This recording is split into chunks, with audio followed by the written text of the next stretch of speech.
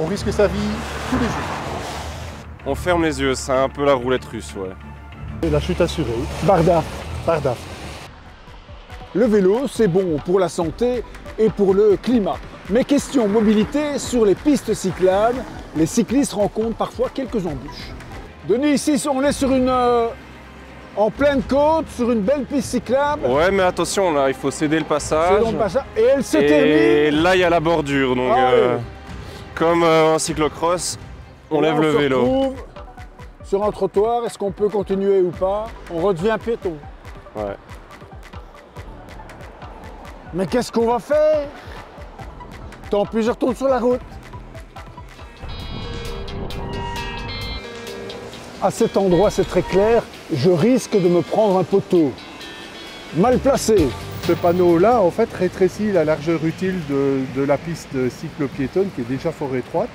Et donc, quand les vélos doivent se croiser, ça peut être risqué. Soit on se prend le panneau, soit on tombe en face d'une voiture.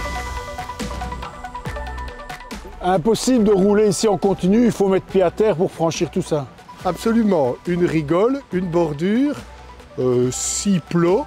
Et puis on termine par une belle petite passerelle super glissante comme une savonnette. Alors ici, le long de la Meuse, sur cette zone mixte, on retrouve des bancs, des poubelles qui compliquent aussi beaucoup la situation.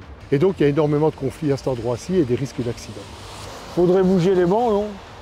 Si on m'autorise à venir avec une clé, je vais bien le faire moi-même. Ici, c'est la double peine, le poteau et la bouche d'égout.